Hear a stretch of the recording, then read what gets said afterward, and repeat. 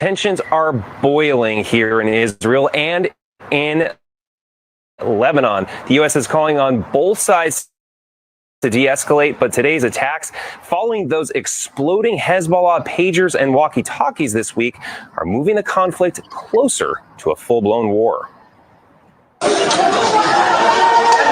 Chaos and confusion tore through the heart of Beirut's southern suburbs today, Hezbollah's stronghold, following an Israeli airstrike. First responders desperately combed through the rubble of gutted apartments to find survivors, rushing them to the hospital. The target, Hezbollah commander Ibrahim Akil, wanted by the U.S. for his role in two bombings in 1983 that killed more than 300 people at the U.S. Embassy in Beirut and the U.S. Marine Corps barracks. Israel's military spokesman called Akil the head of Hezbollah's elite Radwan force and claimed the strike killed 10 other Hezbollah operatives. Hezbollah confirmed Akil's death, the latest in a series of severe, unprecedented blows. After exploding beepers and walkie-talkies killed at least 37 and injured thousands. We were in northern Israel, where clashes with Hezbollah, You can feel the thud, thud, thud, are heating up at the border with Lebanon. All right, so those are rockets being intercepted by Israel, rockets flying from just over there on the Lebanese side of the border from Hezbollah into Israel, and it appears they're being intercepted by Israel's Iron Dome defenses. Yoni Yacobi's family has farmed this land for 3 generations. After almost a year of near daily clashes with Hezbollah, just a few hundred yards away, Those trees, those homes, that's Lebanon, that's Hezbollah. This Lebanon, this is Hezbollah.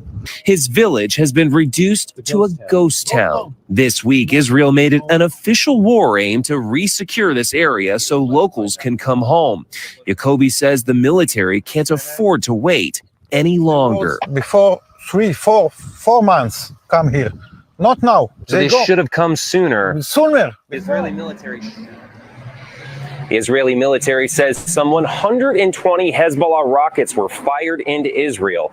One of them directly hit the highway we were on, shutting it down completely shortly after we left. Sharika? The realities of that escalation. Chris Liv, say thank you. Tensions are boiling here in Israel, and so it says that Israel military says a targeted airstrike killed Hezbollah commander and 10 other top operatives in southern Beirut. Hezbollah acknowledged the commander's death. The U.S. is calling for both sides to de-escalate amid growing fears of wider war in the region. So, yeah, I want to say it was Tuesday where they ignited the pagers, and then I want to say it was Wednesday they ignited the walkie-talkies.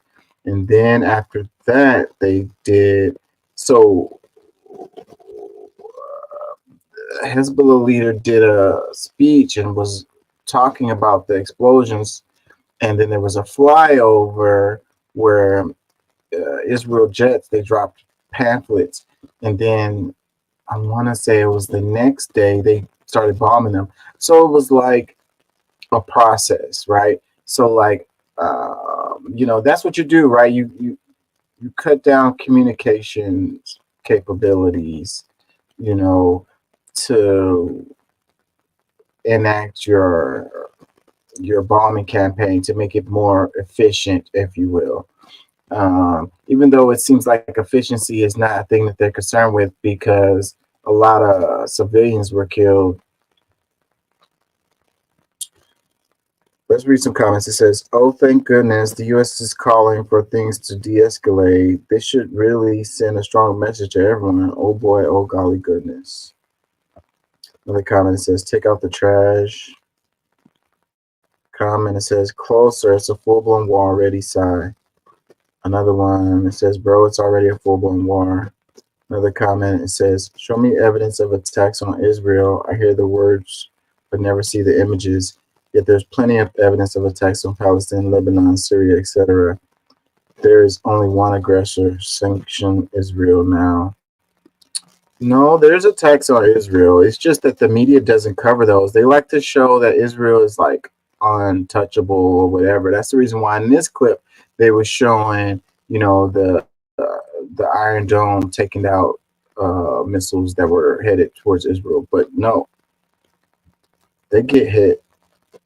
I have a clip, I think I do, where it was a specific one that beat the Iron Dome. It was one of those ones that go up and come down, and they should have caught it, but they didn't. And it was, what do they call it? Hypersonic ballistic missile or whatever, fired from Lebanon into Israel, and it came in like minutes. Another comment says, is everyone just supposed to sit back and let IOF experiment with their weapons and do the most horrific killing when and wherever they want with no consequences and still feel bad for the settlers with the Iron Dome and millions of dollars protecting them? That's another part of this I think a lot of people don't really understand. They are they use these, they are testing is what they do, right? Because it just like the United States, Israel sells arms, and they test the capabilities of the arms with live fire, you know, and then they gather information and improve those systems, and then they export. An educated and united public cannot be controlled. Get organized. Learn to be sell them.